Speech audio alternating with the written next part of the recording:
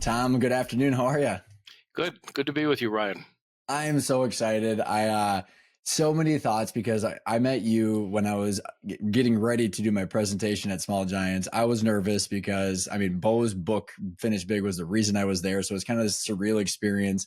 And our conversation that we had, Tom, was so helpful for me because you told your story about growing up and starting Tasty Catering, and it just gave me this. It was kind of this reassurance that we're all just people and we're all doing the right things, trying to do the right things. And I absolutely loved your story. It resonated with me a ton.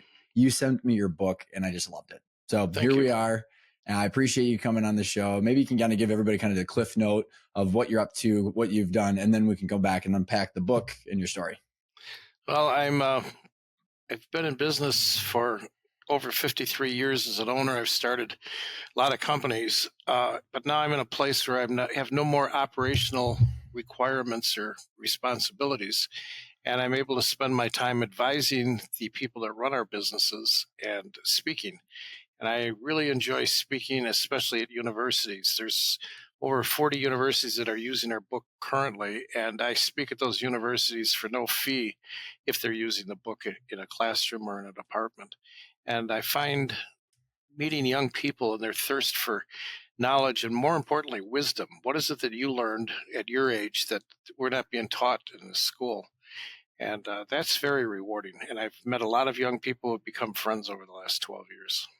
That's so awesome, Tom. And you've got this passion for education that I think you and I shared right away. It was very obvious that we had this passion for understanding how things work and helping everybody get on the same page. Right. So what would maybe bring us back? What was the origin story of Tasty Catering and why did you start the business, and kind of give us a little bit of context so that way we can get into then why you wrote the book and what's in it.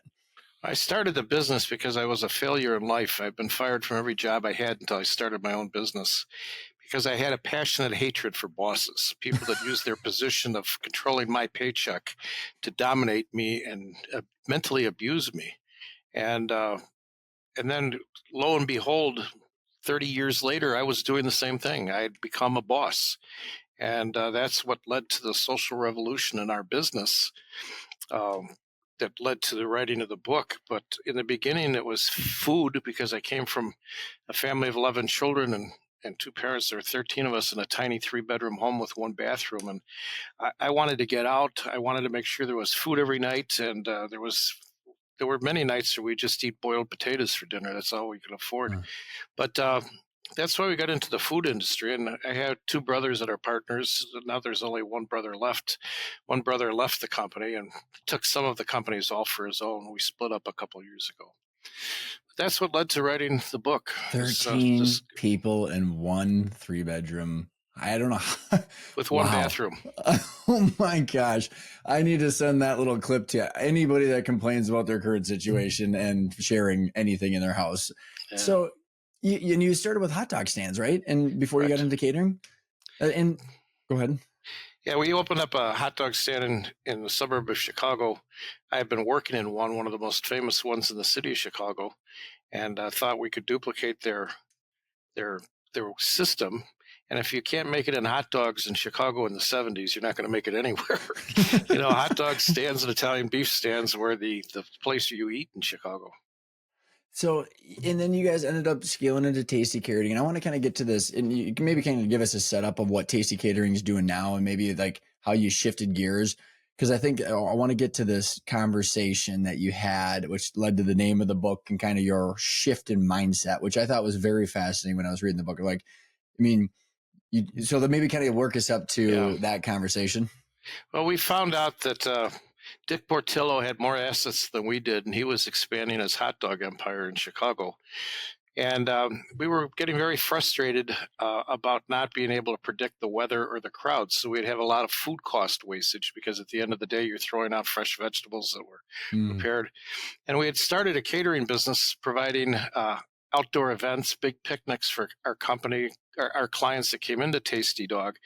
And we started doing box lunches, and we decided to just start a separate field, a separate revenue stream of Tasty Catering. And Tasty Catering became very big. There was no dominant caterer in the northwest suburbs. We're located by O'Hare Airport on the far northwest side of the city. And so we eventually sold Tasty Dog. We sold all the hot dog stands, and we had other restaurants and things. And we focused just on Tasty Catering. And so it ties into the book is that when we sold the other businesses in 2005, we bought a 25,000 square foot building in Elk Grove Village, which is the largest industrial park in the country. And 6 square miles of industry, and we thought there'd be a lot of corporate clients that would want our services. And we'd already had a presence because we had two restaurants in Elk Grove, one in the industrial park and one in the residential area. So we moved into this building in November of 2005. And the day before Thanksgiving, my brother Larry and I had got into a huge argument that only brothers could have. But it was in front of a lot of female employees and other employees. And we were using the F word and throwing things at each other. And it was very contentious. But it was just the way we grew up, it was brotherly love in a different Living setting. room, office conference room, same thing, right? And same people. Yeah. But so that was the day before Thanksgiving. And we defined our territory. I couldn't go in his kitchen. He couldn't come in my office. And I think that harks back to having a tiny house. We wanted to have our territory and our space. Yeah, right. And we're going to mark it off like dogs. But I came in on that Monday after Thanksgiving. I think it was the 28th of November of 2005. And I sat at my desk and amped up with coffee because I was going to get in a battle with him. And I'm the oldest brother. This was all my money that started this. And I brought him in as a junior partner. And now he was an equal partner. And, I had that respect thing. I demand respect. I didn't earn respect, but I was demanding it. So then two young people came up to my desk about 9 o'clock, a 23-year-old lady named Jamie and a 24-year-old young man named Tim. And they said the famous words that changed my life forever. They said, "If you don't change, we're leaving." And I said, "Change what?" And they said, "We don't like your style of leadership or management. We don't want to work for a boss. We want to work for a leader." And I said, "Well, I don't know what you're talking about." And they described what they wanted to do. They wanted to create core values, et cetera. And I said, "I don't know how to lead that change, but if you lead it, I'll support you." Because I'm an alcoholic and a drug abuser, and I had gotten clean and straight many years before, but I had reached bottom. I knew what bottom was like, and I was at the bottom of being a business owner. I was 50 some years old and tired and frustrated, and everything I was doing wasn't working right. I was completely disconnected from employees. I knew it. And, but you can't just quit your job because I had millions of dollars in debt that I was responsible for. And so I needed to change, but I didn't know how. So anyway, Jamie and Tim were like the guardian angels, and we supported them and we funded their needs, and they outlined a course of action. They took it, and it turned out to be extremely successful. So thank you so much for sharing that context, Tom. It is, there's so many interesting and like just unbelievable things that are a part of that story. Is like, how did you know that you're at rock bottom? I mean, was it because you experienced it with your personal life with the substance abuse? Because the reason I'm asking, Tom, people can get hit between the eyes with that kind of truth bomb and they don't even get knocked down. They just move forward and call people like that. That's their problem. They're denying the reality. So what allowed, because like that was when I read that first part of the book, it made sense for the rest of the book, how that all happened to me from the leadership perspective. But like you were receptive and listened. And so, I mean, how many business owners and friends or entrepreneurs do you know that could have just avoided that conversation and kept plowing forward? Probably a lot. So thank God I am a substance abuser because I had practice at hitting bottom. I know what that mentally bankrupt feeling was like, and that emotionally destitute feeling was like. And no matter where I looked, I saw problems and I saw aggravations. And there is another factor that's very important for an outsider, but it wasn't too important for me. Is that Tim is my son, and Jamie has been a close friend since she was 10 years old. She ran in the same group of friends as my son and daughter. And so I've known Jamie since she was 10 or 11 years old. And my hope was that these two would lead us to victory, because certainly I'm 55 and they're 23 and they know what's going on in the world and I don't. I'm past my prime in business. I'm to the point where I don't have knowledge anymore. I only have wisdom, emotional intelligence from being around. So I welcomed them. So the factor was the people that were saying it were people I trusted and I believed in. Mm-hmm. But I was Mm-hmm. so broke, so tired of fighting with my brothers, and I could not think that I would spend another 20 years doing this, that it was time for me to get out. But then I was personally signed on for millions of dollars in debt that was controlled by that company. I Mm-hmm. couldn't just quit. So I Well, was vulnerable. but you captured it and you seized that, and you, I mean, you created a company and a book and a methodology that is wonderful that came out of that. And I want to talk about like your definition. So your book's called It's My Company Too. Curious on, maybe we can kind of start like, why'd you write the book? And somehow in this kind of setting the frame of kind of unpacking the book down, but like why the book and the name and then the entanglement. So I know there's kind of just kind of the overarching, like, how did you come up with this philosophy? You kind of want to, tee it up. Well, I had grown up reading biographies of great business leaders. And biographies of great military leaders, admirals, generals, because I wanted to know what it's like to be a leader. Even though I was the second oldest of 11 children, and my older sister fled to a Catholic convent when she was 18 years old to get out of the house and became a PhD and did her own thing. I was the leader of nine younger brothers and sisters. So I understood responsibility, understood being in charge of people, the responsible and not the privileged side. But I wanted to learn about how to be a leader in business, but most of the books that I read were about a personality, Jack Welch's personality, Mm-hmm.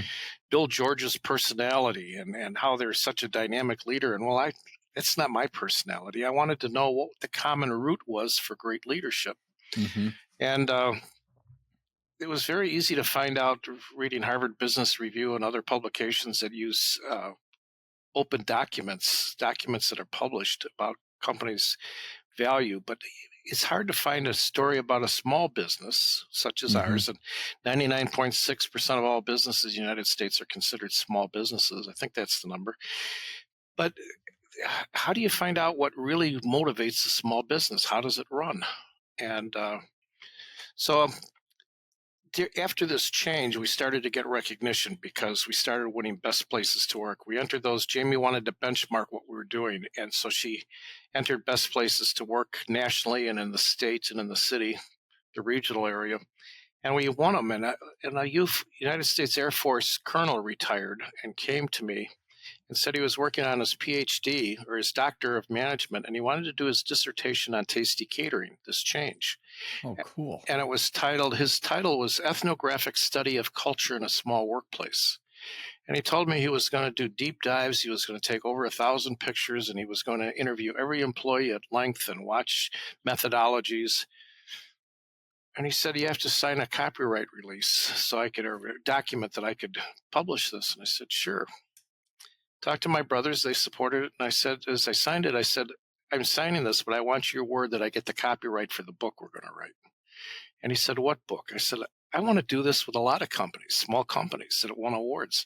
I want to find out from an academic, evidence-based research, checking empirical data, what is the accurate reason why small companies are successful, why some are and some aren't. Mm-hmm. Besides, far beyond the emotional point of the leader's personality and his magnetism and her magnetism. Mm-hmm. And since that day, Ryan, we've had 6 doctoral dissertations done on tasty catering. The last one was Me to We. It discussed our distributive leadership method, where everybody in our company is a leader of something, and they all Mm-hmm. understand the pains of being a leader. But these dissertations were like incredible consulting analysis of our company. And we've also been featured in many academic journal articles that are used nationally or worldwide, globally, to do business studies, case studies. And tasty catering has been studied by a lot. But I've been going to these best places to work, and I thought, why are they so successful? And one of them was Mike's Express Car Wash of Indianapolis, Indiana.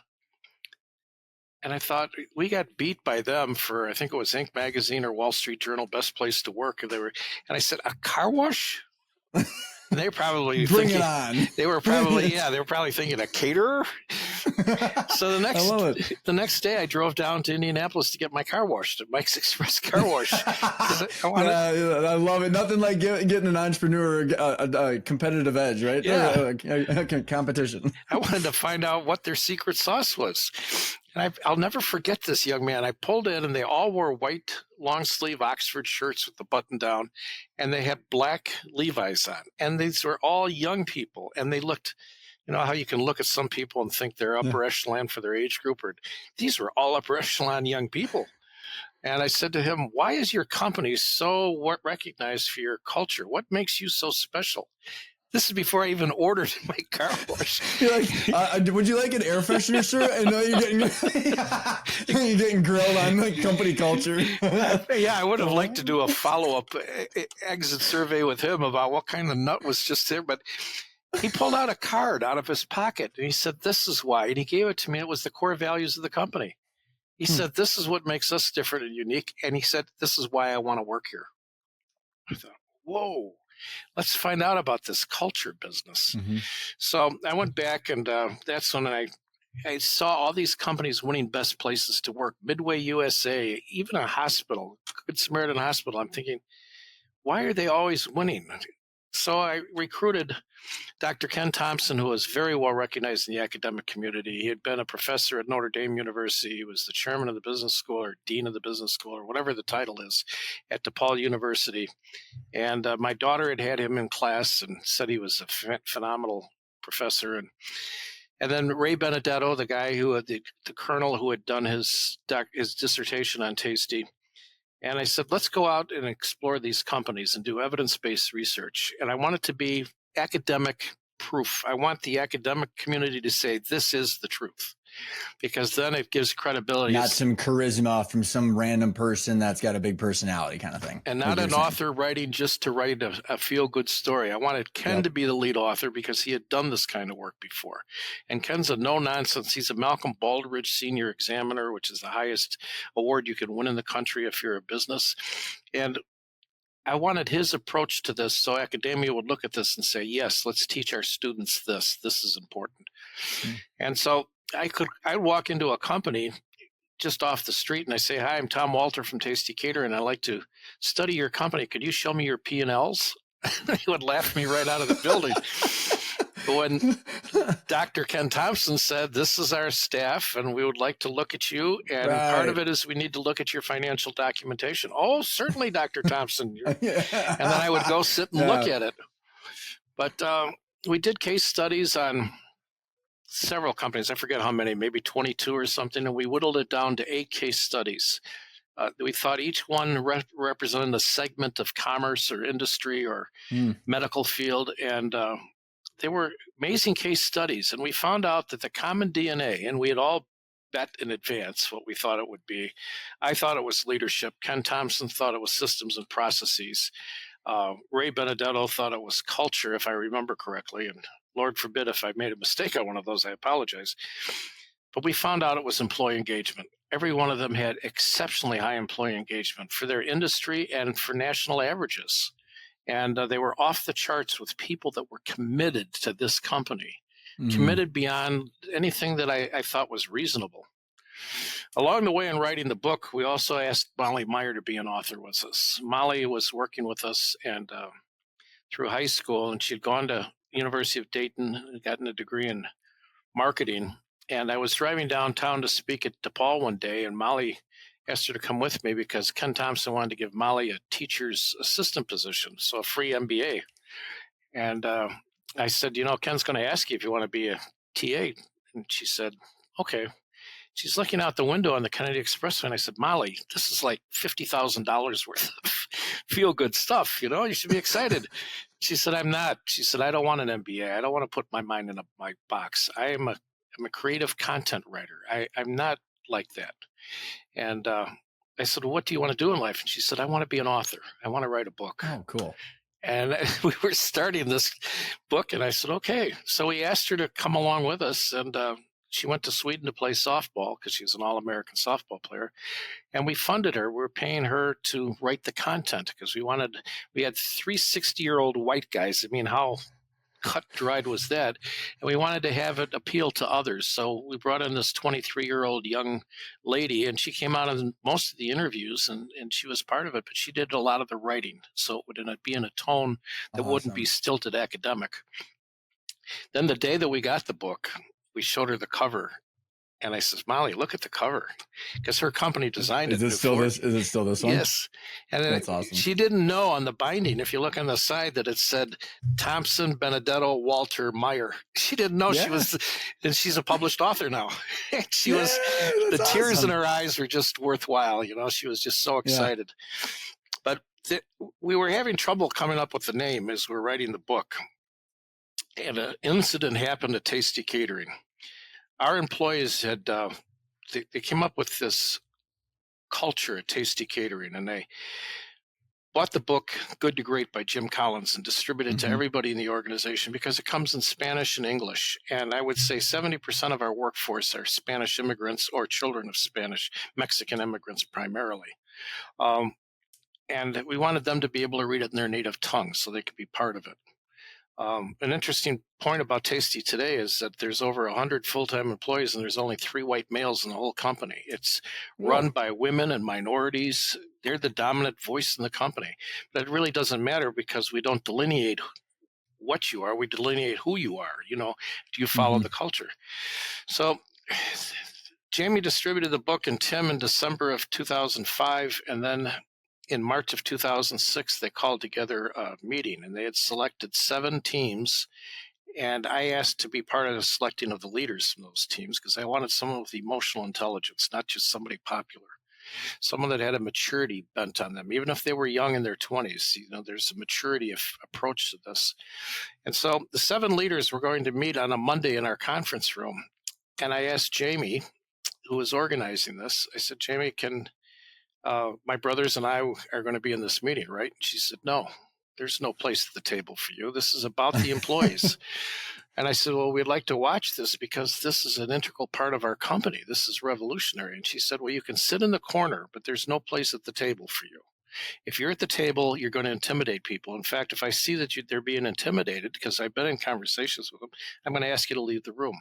And I thought that was a fair question because Mhm. my brother Larry and I especially were such nasty people. I mean, we had, overstayed our welcome in being nice to people. So they came up with the core values. And as they came up with the core values, the first one was there will always be moral, ethical, and legal. And Tim had written on the whiteboard about 30 different ideas that came from the employees, what they thought. He asked for 5 ideas from each team, what they wanted for core values. And there were only 30. And he combined the first one. Some had integrity, some had honesty, some had trust. But they combined the first one to be will always be moral, ethical, and legal. And when they made the I love it. second one, treat all with respect, I turned to my brothers and say, that's what Dad taught us. If we're always moral and ethical, you don't have to worry about being legal. And treat Mhm. people with respect and you'll have a great life. I said, throw out an employee handbook. But they finished up the 7 core values, and then they started working on core purpose and the BHAG, big, hairy, audacious Mhm. goal. In fact, the big, hairy, audacious goal was to be the most respected and recognized company in our business, in our industry. Oh, cool. Yeah. And I said, Erin had joined us, and Erin was my daughter. She had been playing professional soccer, so she wasn't around for the beginning of this. But she had joined us in March, just before she left for spring training. She had joined us to help formulate this process. And I said afterwards, why did you come up with your BHAG to be the most recognized and respected brand in our industry and not put catering? And she said something very prophetic. She said, if we put catering in there, we'll only be caterers. But this means any company we start, it's going to be the most recognized and respected brand in the industry. And if you look at the brands that we have that they started, each one of them is the most recognized and respected brand in the industry. It may not be the biggest, but it's recognized and respected. So we were struggling for a name. Now we'll fast forward another year, 2 years, 3 years, and we started writing the book. Tasty Catering had become very involved in this culture. One of the things that I Was it did, even recognizable as a company at that point compared to when you and your brother had that little fight and you had the conversation? I mean, it must have been like completely of a different company looking like a completely different company at that point. It did. It took a while, Brian, to change, but unbeknownst to us, and this is something your followers should know, is that we followed Cotter's 8 steps of change. And still don't know who John Cotter is. I've never met him. But But it works. academics said his steps of change work 99.5. That's my statement, but it works all the time. But we'd follow Cotter's steps of change, so everybody in the organization had bought into this change. And we listed the values everywhere, and we put numbers in front of them, numbers 1 through 7. And so we'd have a meeting. Before every meeting of 5 people or more, the values are read. The culture is read by everybody in the room. So if you really want to be a smart guy, when the clock hits 2 o'clock, you start by number 1 will always be moral, ethical, and legal. And the person next to you says number 2, and it goes around until everybody says the whole thing. But over time, it was not only conscious, but it became subconscious. It became subliminal. And it became an espoused value, who we are. It became, and if you read Edgar Schein, an identity, right? It's an identity, individual and organizational. And Edgar Schein, the famous author of Organizational Culture and Behavior, which is the textbook, according to academic experts, this is the best book ever about organizational culture. He said that by doing this, it becomes an espoused value. Everybody has it. It becomes the subliminal existence. So the behaviors in Tasty Catering, if you watch them, you'll see everybody treating each other with respect. If you just sit back and watch this, you'll see them look at each other, smile, and say hello. So it became a way of life for Tasty. Pardon the interruption. I want to first of all say thank you so much for being a supporter of the podcast and our show. I really, truly mean it. It means the world to us.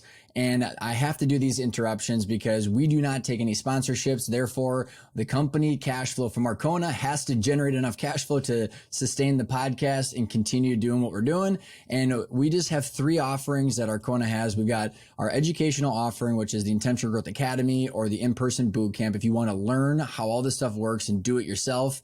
The second offering is our financial dashboard offering with coaching calls. Think about that with the do it with you, where you want the data and the visibility and the foresight and some guidance, but you have the ability to make all the decisions yourself and you're just needing some support. And then the third offering is our fractional CFO services offering that is still powered by that dashboard. But think about that, the do it for you. So do it with you, do it for you, or the do it yourself. And if you want to check out those resources, they're in the show notes below. And if you're wanting to know more, feel free to just book a call with me and my team. And that scheduling link is also below.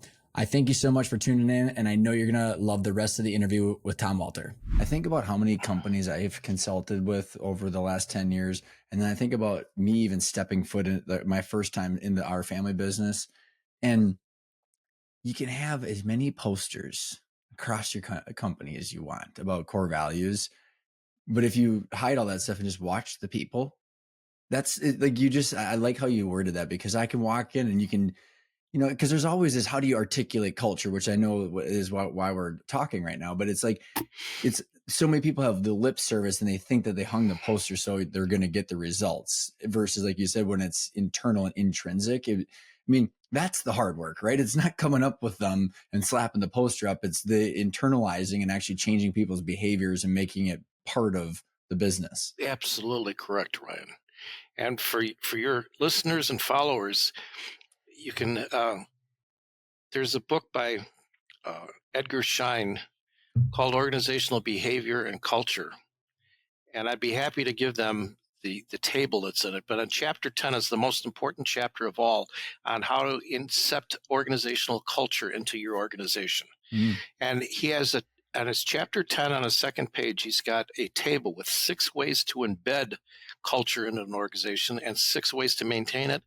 And he spent 30 years doing evidence-based research to find out, is this the best way? And he didn't go in there with a predetermined, these are my 12 objectives, I got to prove it. He went in with a blank slate and said, what are the best ways? That right there, I think, is what I love, because it's not trying to force what you want it to be. It's understanding what's there. Right, that this is natural human nature. If you do these things, humans will react to it, and they will create this culture. And every company has a culture. Every organization has a culture. Some are good, some are bad, some are indifferent. But if you're a business leader and want to knowingly create a positive culture, and organizational development say there's 4 strong reasons for a positive organizational culture. One, it's the differentiator. Nobody else has Tasty Caterings. Everybody else in the city of Chicago, Tasty Catering is one of the 4 largest caterers in Chicago. We've moved up from back when we had this cultural revolution. We were a bottom middling company, but we've emerged and become a dominant player in the marketplace. But every other caterer has chicken champagne or barbecue brisket of beef, but nobody has our people. And if you Right. look at Right. our reviews, Yelp, Wedding Wire, The Knot, I think it's The Knot is a major wedding Yeah. Yeah. review. Yeah. We have a 4.9 out of 5 with 68 votes or 68 reviews, 4.9. And all of them are like 4.85 to higher to 5. And they all start by the same kind of pattern. Our wedding day tasty catering was awesome. Carolyn was a great planner to work with, so wonderful and proficient. And the day of, the wedding captain, Terry, was awesome. What great staff. And their food was great. Well, food's a commodity. Exactly. And they still had brisket and they still had champagne. And the food was great. But if you look Yeah. at our competitors, not one of them had people mentioned. Not one. They all talked about Isn't that they cool? talk about the food or the setting or something, but tasties start with the people. And to me, that's a differentiator. So there's 4 differentiators. One is nobody else has it, so it separates your company. It's a complete differentiator. Number 2, it attracts people. Like our whole special event team, 3 precious ladies, wonderful ladies, are all students that were in classrooms when I spoke, and they said, I want to work in a culture like that where I would be treated with respect. So part of my college speaking is I recruit. People say, I want to work in that kind of a company. Can I get a job? Sure, come on. And the third one is it increases competitive advantage financially. I mean, our financials are to die for. Our profitability compared to industry norm is stunning. It's almost double what the industry norm would be because people are so engaged. Plus, we play the great game of business, which is open book financial transparency. And the fourth one is it creates this feeling in you that allows for more discretionary thinking. So here's the definition of culture. Or employee engagement. Let's do the employee engagement one. The employee engagement is the emotional commitment an employee has to its organization's values, vision, and mission, which results in higher discretionary thinking.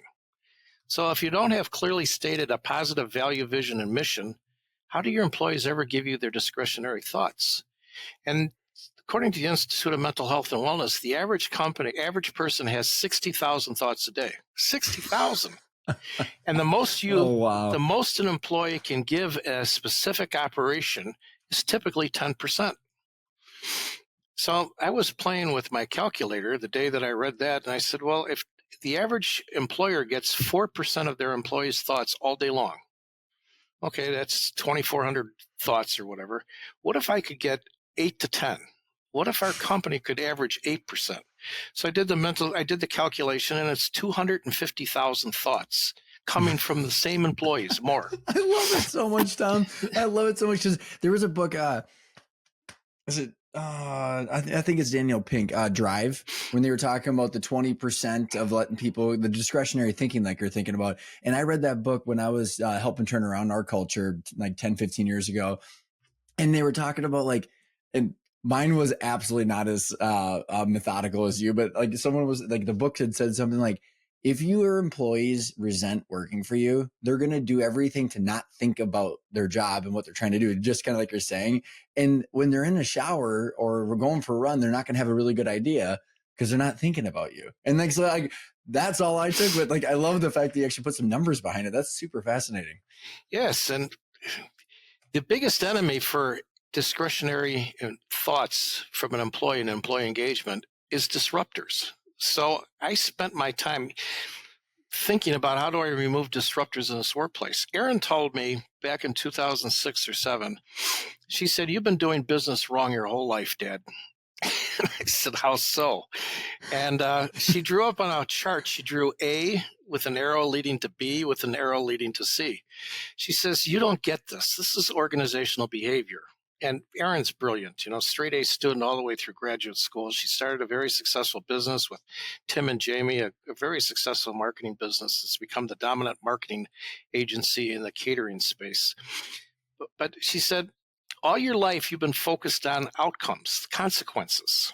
It's antecedents lead to behaviors, lead to consequences. That's organizational behavior. So I grew up hearing you talk about labor percentages and cost of goods sold and profit percentages. I never heard you talk about the people. I never heard you talk about how they behave. I never talk about the rules that you set up, just the outcome. And she said, if we gave you the core values, we gave you the culture, that's your antecedents.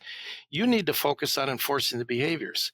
From that day on, Ryan, I never thought about the outcomes. I stopped. I said, all right, I'm going to prove her wrong. I knew I wouldn't because she's brilliant. But I love it so much, Tom. Just a couple of comments for context for you about how I think. It's like conscious capitalism. When I read that book like 5 years ago, and like that's why you've probably heard in some of my speaking engagements, like my gravitation towards ESOPs. Why I love Jack Stack. I've had him on the show with Open Book Management, where it's like the alignment of incentives where everybody's rewarded for the value that they're creating and treated with respect. It's like you have to have, like, you get the people, but then you're layering it on top of the game of the business. You can't have them decoupled. Otherwise, but it gets all swirled together and people just step on each other. And it's the people. And like Jax always says, if the people are pointed in the right direction, the numbers will come. But then it's so people do it so, chaotically that it's not effective. I think. I don't know if that's what maybe some of the things that you've seen or. I agree with you. I met Jack Stack at a small giant outing in Germany in 2010 or 11, and I've been a Jack Stack loyalist ever since. And we agree on a lot of points, but on a few points we disagree. But those are just gentlemanly disagreements, having smoking the cigar and having a beer or brandy. Yeah. But what a brilliant mind, especially with Bo Burlingham, how they collaborated to give us the great game of business. And let me go off, if I could digress on Jack Stack and Great Game for a moment. We played the great game of business. We do it. And I sent my son, when I got back from Germany, I sent him to Springfield, Missouri to go through the great game of business training. And he's got an accounting degree, and he's a phenomenal entrepreneur. He now is doing so much better than me. He's an incredible entrepreneur. But he said, I don't need this. I understand finances. I says, no, we got to teach everybody in the company. We have to teach financial literacy to dishwashers. Everybody's got to know it. So he went out there and spent 3 days in their program. And his wife told me, driving home from Springfield, Missouri, he talked to her for 4 hours while he was driving about how excited he was about this great game of business. And so if you come to Tasty Catering, we have a 5-foot by 10-foot board that's our P&L, and every Wednesday it gets upgraded, and everybody knows exactly where our finances are. One of our everybody's assigned to a line item, and one of our guys, Brian Keyworth, was in charge of automobile fuel, and he was the logistics guy that helped set up the schedules for the daily trucks. And one day he made the announcement, because we play the game on Wednesday. We shut down every day at 12:30 and have lunch. The chefs make us a great buffet. And we sit down as a family, lock the doors, turn the phones off, and have lunch with each other for a half hour, 45 minutes. That's so cool. And on Wednesdays at 12:47, we play the game. We ring a bell and we start going over the updated P&L for that week. I love it. And Brian was in charge of auto fuel. So one day during a meeting, Brian said, I drive by 5 or 7 filling stations from my home to Tasty every day. And I've been tracking. And I found out that gas is cheapest on Tuesday afternoons and most expensive on Fridays. And we fill up all of our vans and our trucks, and we have about 30 of them in the fleet. We fill them up on Fridays. We're losing money. So the administration team, they work very closely on tracking what Brian's results were, measure your success. And they came up with a $35,000 figure.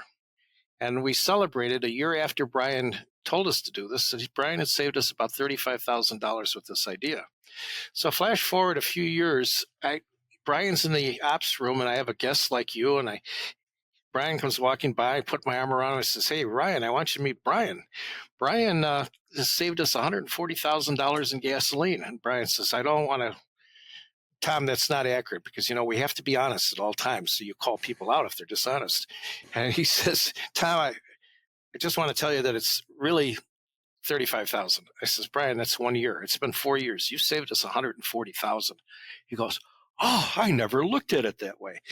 So here's a guy with his discretionary thoughts thinking about how to make the company more money, and they all share in the bonuses. So I'm a strong believer of it. It's such a great. So a couple nuanced questions about this is one of my favorite parts when I was talking to Jack and about the great game is he's some people put people's picture next to the GL code. And he's like, I think one of the quotes was, the best KPI dashboard is your income statement. And it's just like, yeah, of course Jack would say that. But my question for you, because I love it, because it's providing people, if as long as the income statement's tied to a goal that makes sense, that's like achievable, then they have a parameters for that role and what they can do, like you were talking about with the gas.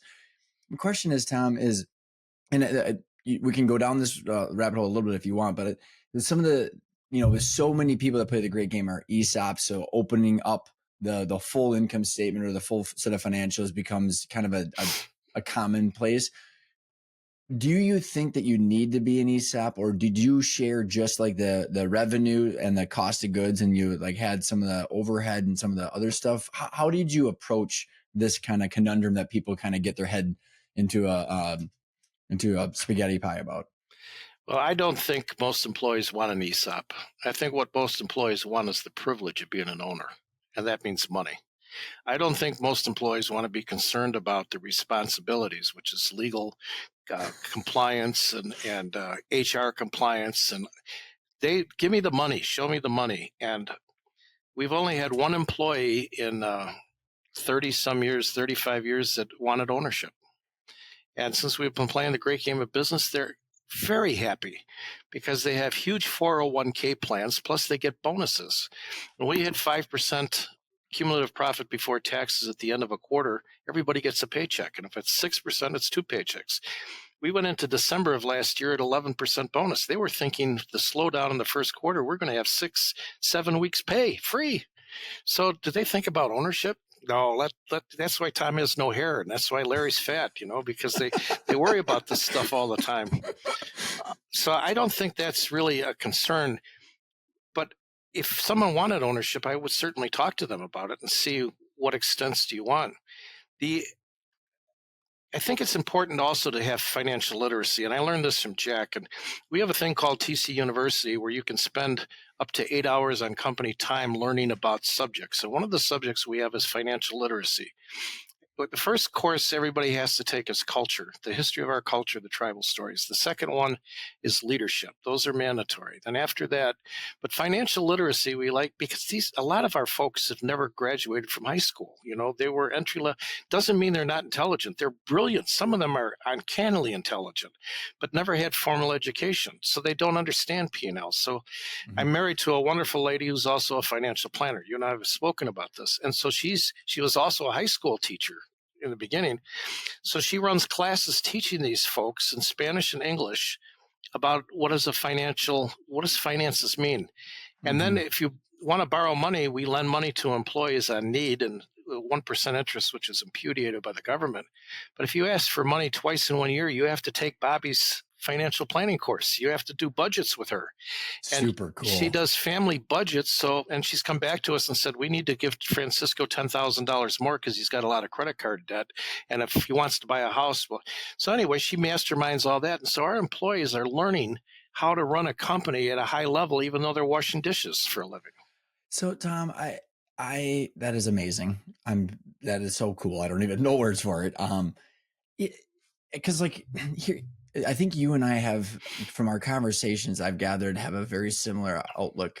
Correct me if I'm wrong. It's like, because I can't have conversations, because you and I were talking before my presentation. I got a D in accounting as a copier sales rep, right? And then I'm sitting up there talking about weighted average cost of capital and normalized EBITDA. It's like, what a joke is this? The world's laughing at me. But my point is, Tom, is like, if you have just cultured people with no clear financial goals or metrics or path, it doesn't work. If you're just a private equity firm, like I always say, the private equity firms, they look at this, we're going to roll up this industry, this beautiful 45-degree angle chart of wealth creation. And it's like, well, you have to have people that execute that.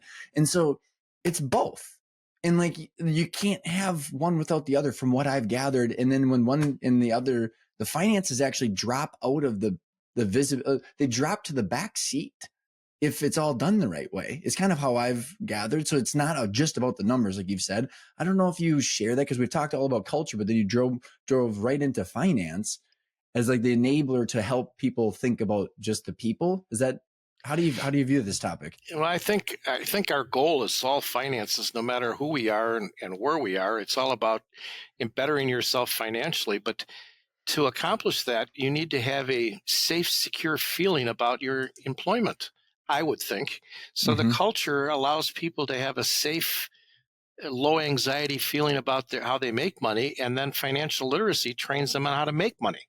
How do we Mm-hmm. make more money? And what can we do to become more financially astute? And they can be better. Like you were talking about Bobby's course.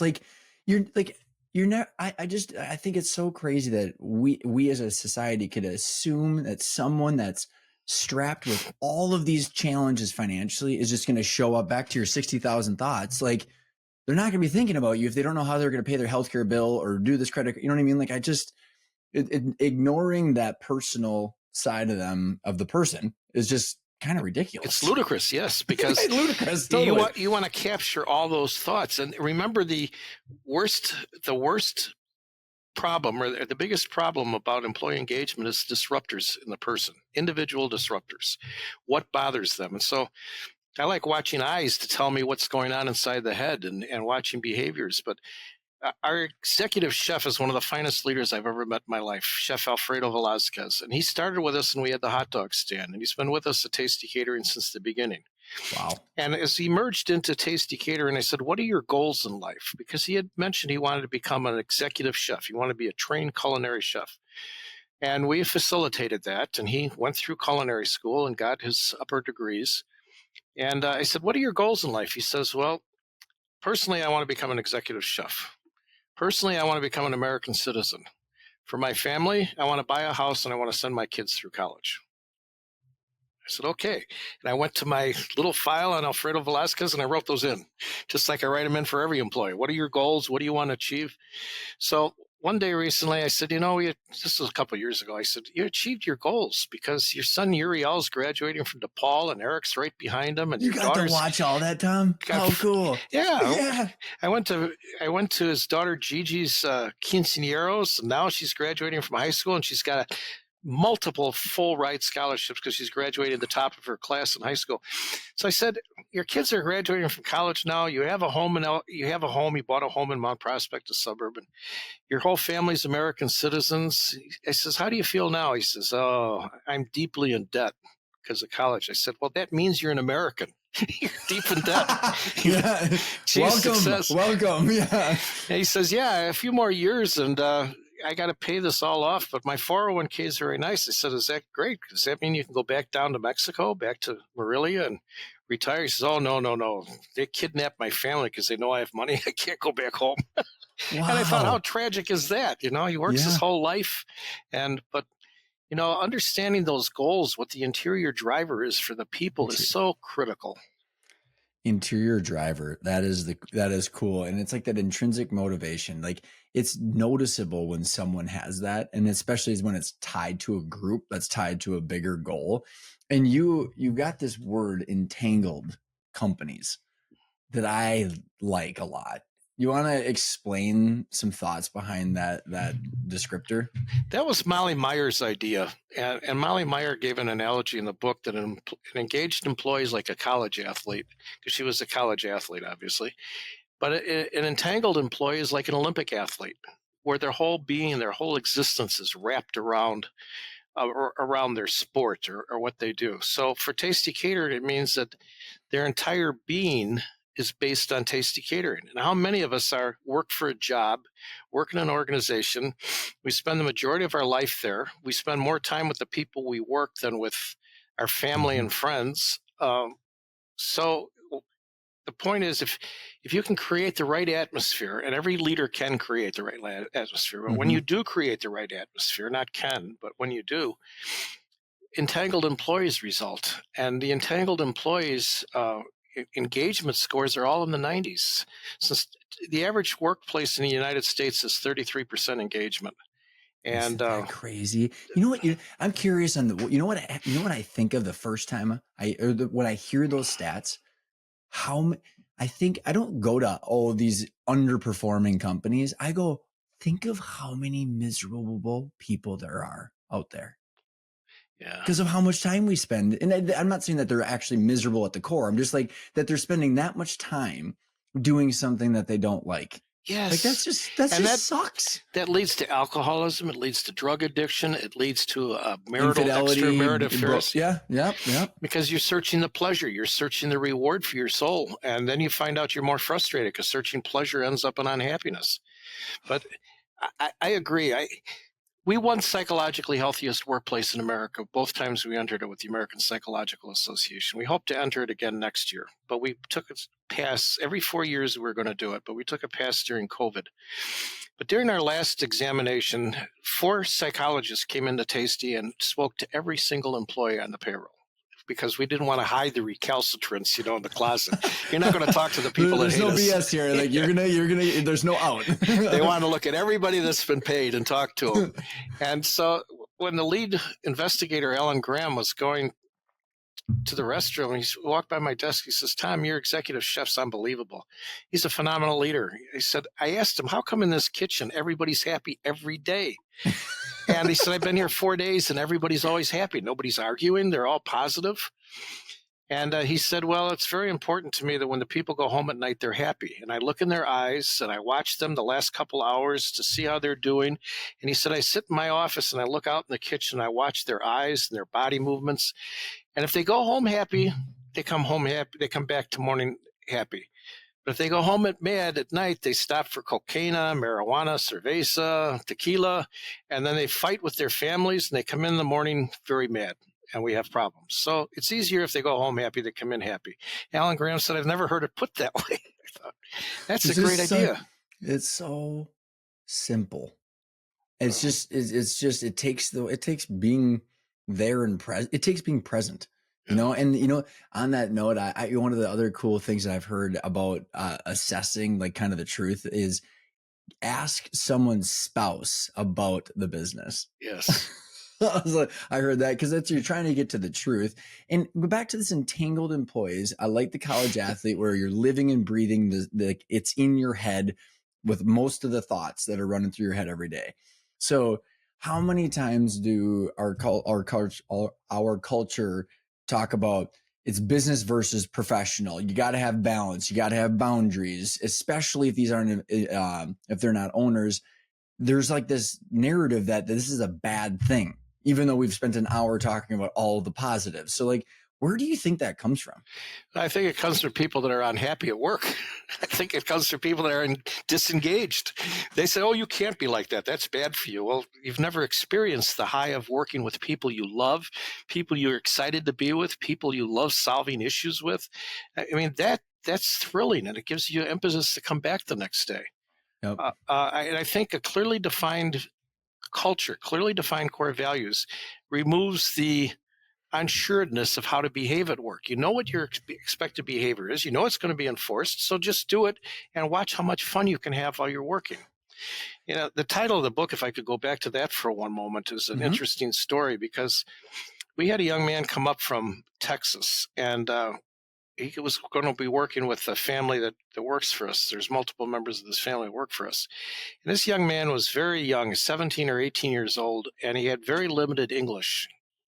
And he heard arguing going on between a college student that was a team captain and his high school students that were loading a truck for a summer event. And this guy raised his voice. Well, you're not supposed to raise your voice at Tasty because it creates an amygdala hijack, which shuts off your thinking ability and you resort to emotions. And so I heard this yelling because I was paying for a liquor delivery with a check. You have to pay for liquor in Illinois. You can't charge it. And so I started walking to the sound of the voices, and I saw Hugo walk by in front of me. He goes up to this college team leader, and remember, Hugo's been here 2 or 3 weeks and has very limited English. He tells the guy, "Hey, stupido," which really wasn't nice, but "Hey, stupido, numero dos." And core value number 2 is treat all with respect. And the college student looked up at the core values that are right there on the loading dock. And he turned to the high school students, and I thought, if he doesn't apologize, he's going to be fired next in front of everybody because he was called out. And when you're called out, you have to. So he turns to the high school kids. He said, "It's all my fault. I'm sorry. I didn't clearly explain which truck to load it in. So let's reverse. Let's do it this way."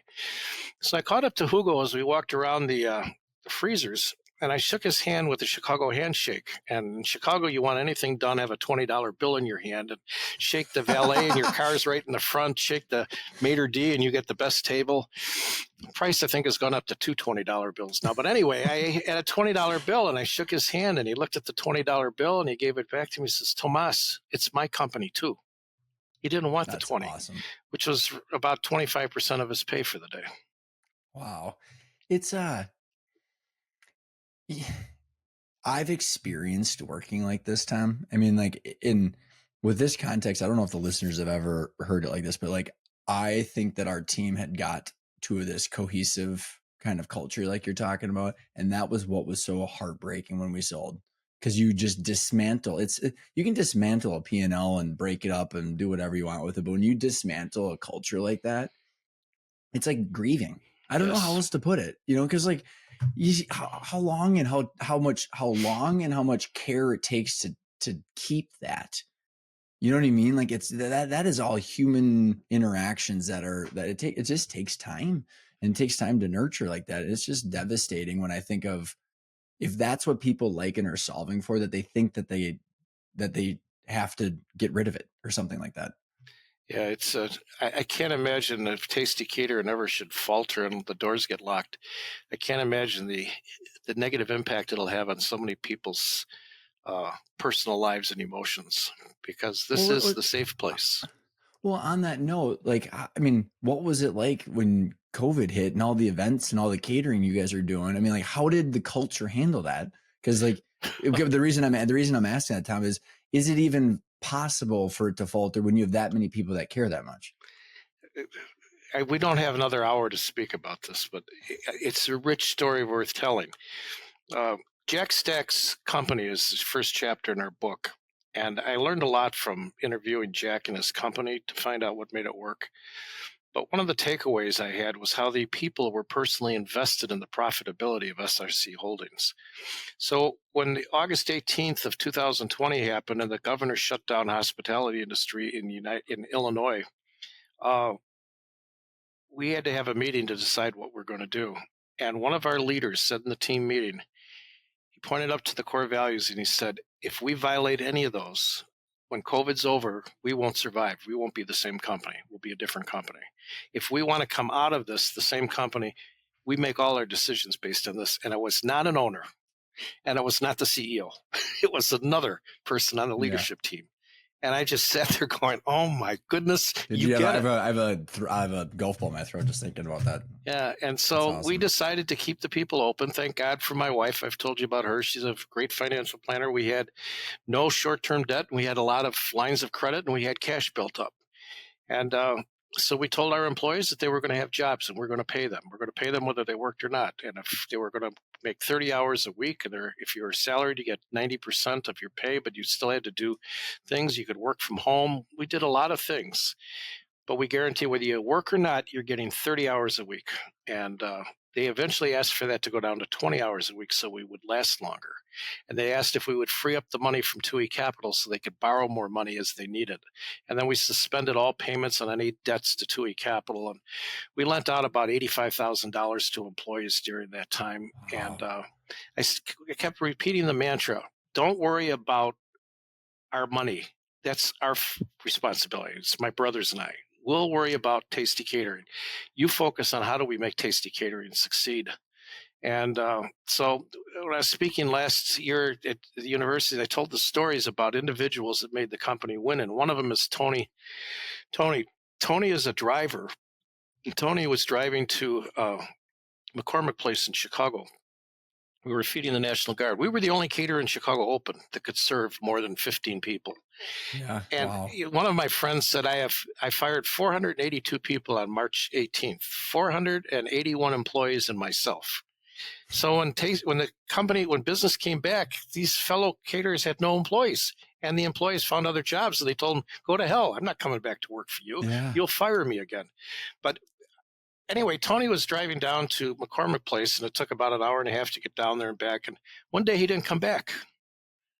And then we found him on his GPS, and he was driving up and down the streets of Elk Grove Village in his van. We saw that going up and down, and it's the largest industrial park in the country, and it's 100,000 people come to work, and it's 6 square miles every day. And there were no cars in parking lots. There were no cars in the streets. It was a ghost town. And so when Tony came in, he was approached and said, "Are you okay? Where were you?" He said, "I have the answer." And I said, "What's the answer?" I didn't say it. People that were there with him said. And he said, "I found full parking lots, full parking lots." And so I took a picture of the parking lot, and I took a picture of the address of the company name, and I've got about 15 of them here. And our salespeople should go talk to him. Tony was worth over $550,000 in business that we found in our own industrial park. He said, "There's no restaurants open. There's no caterers open. These people got to eat, and they're all bringing sandwiches to work. Maybe they're going to need something for spirit. They get a breakfast at 2 o'clock in the morning." And they were making, face guards and shields and gloves and things. And so our sales team jumped in their cars, and they drove right over to these places and started talking to them. And Oh, that was cool. just one example of one man with his idea on how to save us business and make money. So we had, 60, 70 employees coming up every day with ideas. Another wonderful one was Gerardo. Gerardo's wife works in our culinary department, and she's a salad worker. And he was a driver, and he was our last driver hired. And he came to me and he said, "The guys really need their hours, and 30 hours, and we cut back to 20 isn't going to cut it. But if I leave, they can take my hours because I'm working the night shift." And he said, "I'll go back to doing what I did before." And I said, "What's that?" He said, "Uber and taxis around O'Hare Airport. I know how to get the pilots. I know where to go to find them." And I said, "Well, when you do that, come in here and make your lunch, and come in here and take lunch and coffee and sodas." He said, "I have one request." And he changed it to two. His first request was that we don't let his wife go, so they have income in the family. Second request, that he's the first driver hired back. And so I usually when mean, he's in the building, when other people are visiting Tasty, I go and show them Gerardo and explain what he did. I mean, that little feeling that he gave to a company was a very entangled employee about, how do I make the company right? How do I help my friends? That's phenomenal. so, I know we're getting short on time here, Tom. I'm just curious because everything you're describing is the world that I want to live in. And I think from every human being I've met, it's also the world that other people want to live in. What the hell do you think is going on with the thought processes in so many companies these days, where adults need to be told what to do and don't to a point where it's like we're not treating them like adults? I'm honing in on the discretionary thinking that you're talking about. Yes. Like like because of you and I both know it works, and then not only does it work financially, but it also feels good and it's better for everyone else.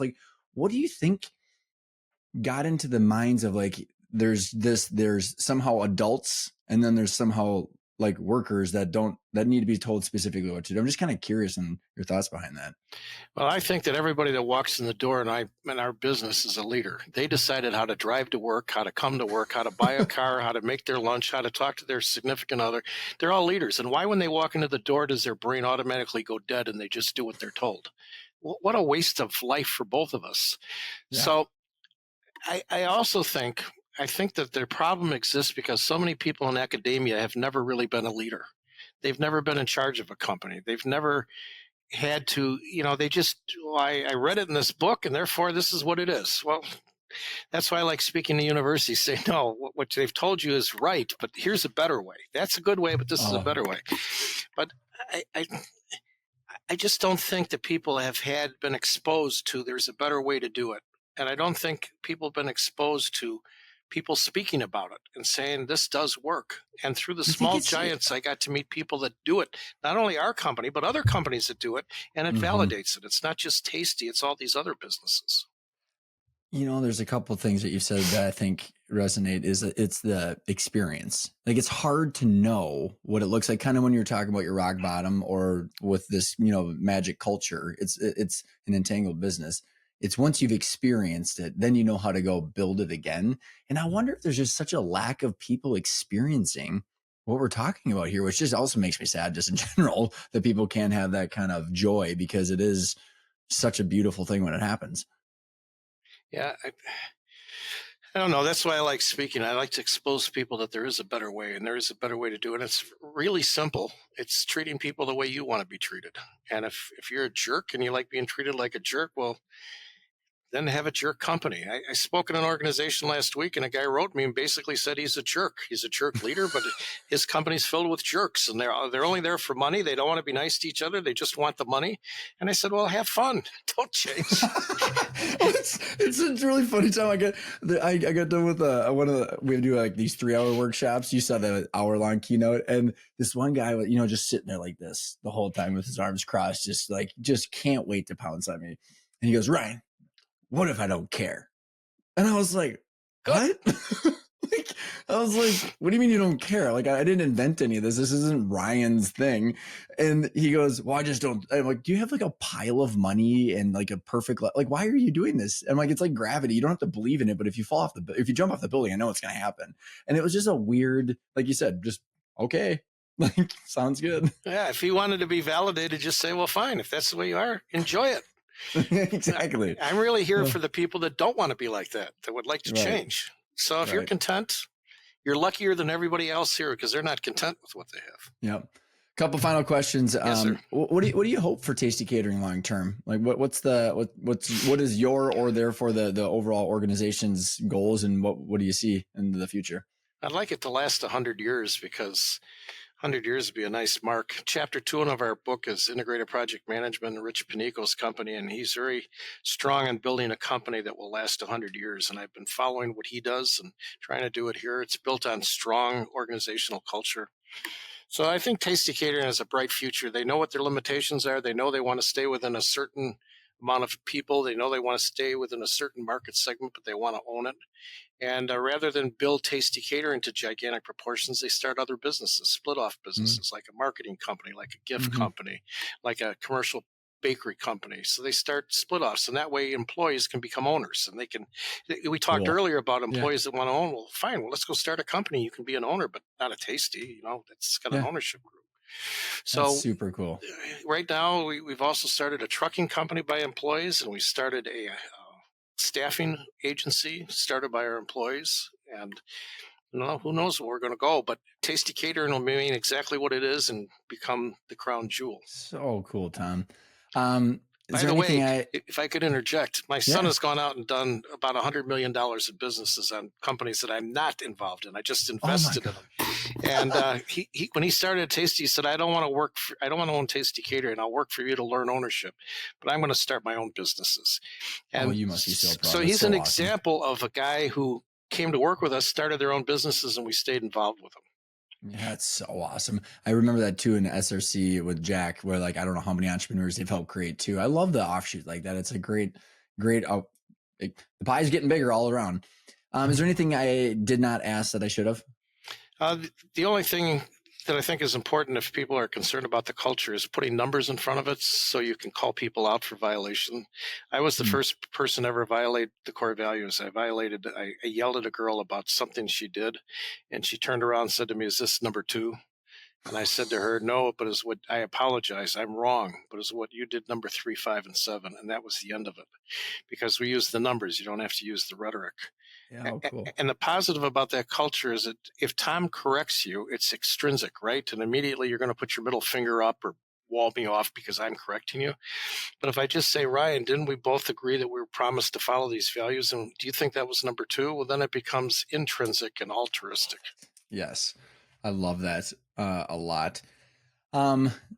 We'll get to your contact information in a sec, but the absolute last question is I love to hear people's definition of intentional. You heard me ask the group in front of when we were doing the keynote months ago. What's the word intentional mean for you? With planned purpose and planned outcome.